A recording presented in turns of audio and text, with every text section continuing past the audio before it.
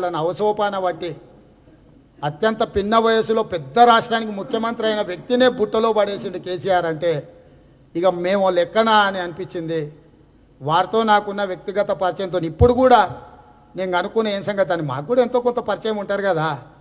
పోయి శరద్ పవార్ గారికి చెప్తున్నాడు అంటే రేపు రాష్ట్రపతి ఎన్నికలలో నువ్వే రాష్ట్రపతివి, నిన్ను మేము అందరం కలిసి అందరం దేశం ఒట్టేసి నేను రాష్ట్రపతిని చేస్తా అని చెప్పినాడు శరద్ పవార్. గత అనుభవాల దృష్ట్యా దండం పెట్టి నీకోసం నువ్వు చేసుకో అని చెప్పిండట. ఎందుకంటే నాకేం నిన్ను అంటే ఈయన మీద ఆధారపడి ఆ పదవికి పోటీ చేయాలన్న ఆసక్తి కానీ కేసీఆర్ గారు ఏం మాట్లాడినరో వాళ్ళు ట్విట్టర్లలో చెప్పారు. మీరు పేపర్లలో టీవీలలో వేసిన ఇంతింతలా అక్షరాలు ఇవాళ పేపర్లు చూస్తే మొత్తం అవే ఉన్నాయి. బొంబాయి మొత్తం ఫ్లెక్సీలు పెట్టారు అన్నాడు. ఎవడా అని చూస్తే వాడు రాజీవ్ ఎవడా అంటే ఆ తెలంగాణ జాగృతిలో ఆ పిల్లగాడు ఏదో బాధ్యత.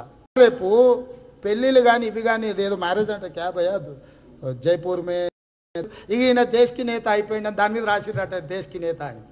నయం చంద్రమండలానికి ప్రెసిడెంట్ అని రాస్తే చంద్రమండలం కూడా నాదే అనేటోడు. రాసుకోండి రేపటి నుంచి కేసీఆర్ చంద్రమండలం ప్రెసిడెంట్ చంద్రశేఖర్ రావు అని. సిగ్గులేనోడు దేశ్కి నేత అని రాసుకుంటే దేశ్కి నేత అవుతాడా? వెనకటికో అడ్వర్టైజ్మెంట్ చూసినా నేను పేపర్లో బీజేపీ అడ్వర్టైజ్మెంట్. వాజ్పేయి గారు అఖిల భారత అధ్యక్షుడు ప్రధాన కార్యదర్శి అని ఉంది. ఆ పక్కన అడ్వర్టైజ్మెంట్ వేసిన ఫోటో ఉంది. వాడి పేరు రాసుకొని వాడు అఖిల భారత అని పెట్టిండు. నేను వాడిని పిలిచి అడిగిన ఈ అఖిల భారత కార్యకర్త ఏంటంటే అవనా నేను దేశం మొత్తం పార్టీకి పనిచేస్తా కాబట్టి నేను అఖిల భారత కార్యకర్త అన్నాడు. కేసీఆర్ దేశ్కి నేత గట్లనే ఉంది దిక్కుమాలిన వారం ఎవడా. మన ఇప్పుడు మీరు ప్రెస్ మీట్ అయిపోయినాక వచ్చి కూర్చుంటారు, మనం 1,00,000 మాట్లాడుకుంటాం హైదరాబాద్లో వరదల నుంచి రకరకాలవి. ఈయన ఉపోద్ఘాతం చెప్పిండు నేను కళ్యాణ లక్ష్మి ఇస్తున్నా, నేను అది ఇస్తున్నా, నేను ఇది ఇస్తున్నా అని ఈయన అన్నీ చెప్పిండు. నేనేమేమి ఇస్తుండో రైతు రుణమాఫీ మాఫ్ కాలేదంట కదా అని అడిగారు. మాది మహారాష్ట్ర రైతు ఆత్మహత్యలలో మొదటి ప్లేస్లో ఉంది, తెలంగాణ 2వ ప్లేస్లో ఉంది. మరి నువ్వు ఇంత అద్భుతంగా రైతు బంధు ఇచ్చినాక అన్ని వేల మంది ఎట్లా చచ్చిపోయారు, నువ్వు ఇన్సూరెన్స్ ఇస్తున్న ఫార్మర్స్కి అని చెప్పిండు. 76,000 ఫార్మర్స్ కమిటెడ్ సూసైడ్ అని చెప్పి అఫీషియల్ ఇన్సూరెన్స్ నుంచి క్లెయిమ్ చేసిన వాళ్ళు అడిగినారు, మరి నువ్వు ఇంతమంది ఎట్లా చచ్చిపోతున్నారు నువ్వు ఇవన్నీ ఇచ్చిన తర్వాత అని. సో వాళ్ళు కూడా చాలా అంశాలు వీరు చెప్పడం వాళ్ళు ఇదంతా జనరల్ డిస్కషన్. అంటే ఇవన్నిటి కూడా ఏంటంటే మనం 2 గంటలు కూర్చున్నప్పుడు 1-2 గంటలు కూర్చున్నప్పుడు రకరకాల చర్చలు వస్తాయి. అట్లాంటి చర్చలు జరిగినాయి కానీ వాళ్ళు కేసీఆర్ను ఒక సీరియస్ పొలిటీషియన్ కింద ఒక కాంక్రీట్ ప్రపోజల్ తీసుకొచ్చిన ఒక నేతగా వాళ్ళు పరిగణలోకి తీసుకోలేదు. ఇప్పుడు ఒక ముఖ్యమంత్రి అపాయింట్మెంట్ అడిగితే ఇంకో ముఖ్యమంత్రి ఇయ్యాడా? మీరు చెప్పండి సోదరా, మీరు ఇంత సీనియర్ జర్నలిస్ట్, సేమ్ ఇప్పుడు ఆయన కలిసి వచ్చిన వాళ్ళందరినీ నెక్స్ట్ 10 డేస్లో యాజ్ ఎంపీగా నేను అపాయింట్మెంట్ అడిగి అందరినీ కలిసి బొకే ఇచ్చిరానా? అంత మాత్రాన మొత్తం అంతా నాతో మాట్లాడినట్టేనా?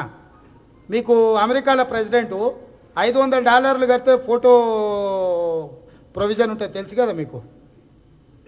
ఒబామా కానీ లేకపోతే ట్రంప్ కానీ వీళ్ళందరూ ఉన్నప్పుడు ఎవరైనా ఒక వ్యక్తి $500 వాళ్ళ ట్రస్ట్కు డొనేట్ చేస్తే నువ్వు అతనితో కలిసి ఫోటో దిగడానికి ఉంటావు. నువ్వు ఆ ఫోటో బయటికి తెచ్చి ఏం రాసుకుంటావు, వైట్ హౌస్ నాకే ఇస్తా అన్నాడు ఉండమన్నాడు ఇక్కడనే వచ్చి చెప్పుకుంటావా, నీ ఇష్టం చెప్పుకో. రేపటి నుంచి నన్ను వైట్ హౌస్లోనే ఉండమన్నాడు కానీ నేనే వద్దని వచ్చినా అని చెప్పుకుంటావా చెప్పుకో, జస్ట్ $500. సో రాష్ట్ర ముఖ్యమంత్రి మీ ఊరికి వచ్చినా నేను కలవనీకి వస్తున్నా లేకపోతే నిన్ను చూసిపోదామని వస్తున్నా, నేను నీ అభిమాని అని ఏం చెప్పి సచ్చిండో ఈయన ఫోన్లో. వాళ్ళు సరే వస్తే రానిలే ఏముంది, ఒకడు వచ్చిపోతే నష్టమే ఉంది. కనీసం టూరిజం కింద ఇప్పుడు ఇంతమంది ఏదో హోటల్లో దిగుంటారు కదా, కనీసం 50 లక్షల కోటి రూపాయలు వాళ్ళకు టూరిజం దీని కింద వచ్చి ఉంటాయి కదా వీళ్ళు పెట్టిన ఖర్చు. లోపల మాట్లాడిందే చెప్పారు, ఏం మాట్లాడింది చెప్పలేదు కదా, ఏం మాట్లాడినరో చెప్పారు. నువ్వు అర్థం చేసుకోవడంలో లోపం ఉంది, ఎక్కడనో నీకు దృష్టి లోపం ఉన్నది మిత్రమా. లోపల ఎగ్జాక్ట్గా ఏం మాట్లాడినరో పాయింట్ టు పాయింట్ వాళ్ళు మెన్షన్ చేసారు. వాళ్ళు ఏం మెన్షన్ చేయకపోతే నేను కోట్ చేసి ఉండేటోని కాదు, ఎగ్జాక్ట్గా ఏం లోపల చర్చ జరిగిందో వాళ్ళు అధికారికంగా విడుదల చేసారు. తెలంగాణలో ఓ సామెత ఉన్నది, సౌ బక్నా ఏక్ లిఖ్నా అని. యా లకీర్ దిక్రా, ఈడ స్పష్టంగా వాళ్ళు ఏం జరిగిందో స్పష్టంగా చెప్పారు. దేవగౌడ గారు స్టేట్మెంట్ ఇచ్చారు, ఈ తిక్కుమాలలో ఉన్న పర్సనల్ పనుడి ఫోన్ చేస్తే నేను రాజకీయంగా సమర్థించిన అంటాడు. వీడికి ఏమైనా మెదడిపోయిందా?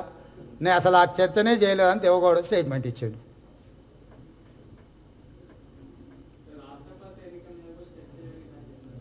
నేను అదే చెప్తున్నా కదా, ఆయనకు టోపే ఎన్నిక పోయిండు.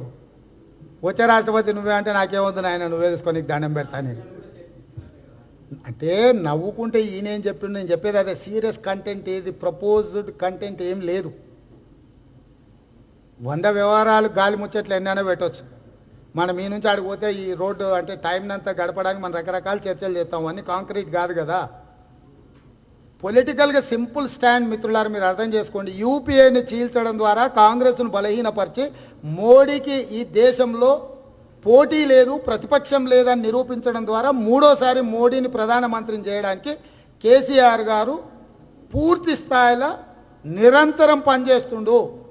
మోడీని బలహీనం చేయాలంటే ఎన్డీఏలో ఉన్న వాళ్ళని చీల్చాలి, కాంగ్రెస్ను బలహీనం చేయాలంటే యూపీఏలో ఉన్న వాళ్ళని చీల్చాలి. కేసీఆర్ యూపీఏలో ఉన్న వాళ్ళని చీల్చడానికి ప్రయత్నం చేస్తుండా, ఎన్డీఏలో ఉన్న వాళ్ళని చీల్చడానికి ప్రయత్నం చేస్తుండా? ఇది సింపుల్. దీంట్లో ఏముంది, దీంట్లో పెద్ద సైన్స్ లేదు, మ్యాథమెటిక్స్ లేదు. కళతో చూస్తే అర్థమవుతుంది ఎవరితో ఊరేగుతున్నాడని. జైలుకు పోకుంటుంటాడు అంతే, ఏంటున్నది. ఇప్పుడు దోసుకున్న సొమ్ము ఉంది కదా, అదంతా మిగిలిపోతుంది. లేకపోతే కానీ ఈడో ఇన్కమ్ ట్యాక్స్, విజిలెన్స్. ఈ దేశంలో నేనే నిన్న ఒక ప్రశ్న అడుగుతున్నా సోదరా, కిందికి చూడకు జరపైకి. ఈ దేశంలో సొంత పార్టీ ముఖ్యమంత్రుల మీద కూడా సిబిఐ ఎంక్వైరీలో, ఈడీ ఎంక్వైరీలో వేసారు. అమిత్ షా, నరేంద్ర మోడీ కేంద్రంలో వచ్చిన తర్వాత యడ్యూరప్ప అతీతం కాదు, చౌహాన్ అతీతం కాదు, చాలామంది భారతీయ జనతా పార్టీకి సంబంధించిన కేంద్ర మంత్రుల మీద, భారతీయ జనతా పార్టీ పొత్తులో ఉన్న ప్రభుత్వాల మీద కూడా ED, income tax and CBI enquiries order ఇచ్చారు. ఒక్క కేసీఆర్ మీదనే 8 ఏళ్ళలో ఒక్క ఆర్డర్ కూడా ఇయ్యలే. కాంగ్రెస్ పార్టీ ఉన్నప్పుడు సిబిఐ కేసులు నమోదైన సహారా కుంభకోణము, ఈఎస్ఐ ఆసుపత్రుల కుంభకోణం కూడా తొక్కిపెట్టింది 8 ఏళ్ళలా. అంటే వీళ్ళిద్దరి మధ్యల బంధము, ఈ ఫెవికాల్ బంధం ఎంత బలంగా ఉందో నువ్వు అర్థం చేసుకో. కేసీఆర్ ప్రెస్ మీట్లు అన్ని తిట్టిండు 2.5 గంటలు. చివరికి ఏం చెప్పిండే దాని సారాంశం, యూపీలో బీజేపీ గెలుస్తుంది అన్నాడు. ఇంకా యూపీలో బీజేపీ గెలిచడానికి ఈ మొగోడు కావాలి నా చెప్పనికే. ఈయన ఏమైనా చిలక జోషం చెప్తున్నాడా, హస్తసాముద్రికం చెప్తున్నాడా? ఈయననే ఓడి అడిగిండు. ఇప్పుడు ఈ మోడీని ఓడగొట్టాలంటే ఎస్ నేను మోడీని ఓడగొడతా, యూపీకి పోతున్నా, ఇప్పుడే బయలుదేరుతున్నా, ఇక నడువురు మీరు కూడా అని చెప్పి లేచి బయటకు వెళ్ళి లాగు తోడుకొని పోవాలి యూపీకి. ఇంకా 4 విడతల ఎలక్షన్ ఉన్నట్టు, 4 విడతలలో 4 మీటింగ్లు పెట్టమని కేసీఆర్ని ఉత్తరప్రదేశ్ వెళ్ళి మోడీని ఓడగొట్టమని. గీడ బొంబాయికి వేస్తా, దుబాయ్కి వేస్తా, గాడికి వేస్తే, గీడికి వేస్తే ఎందుక? ఇంకా 4 విడతల ఎన్నికలు ఉన్నాయి ఉత్తరప్రదేశ్లో. విడతకు ఒక బహిరంగ సభ ఒక 10 లక్షల మందిని జమేసి యోగిని మోడీని ఓడించడానికి అవసరమైన సభలు పెట్టమని కేసీఆర్ను. యూపీ ప్రజలకు మోడీని గెలిపించమని చెప్తాడు, ఈడ ఉత్తుతోలకంతా నేను ఓడిస్తా అని చెప్తాడు. అసలు ఈ రెండింటికి ఏమైనా సారూప్యత ఉందా?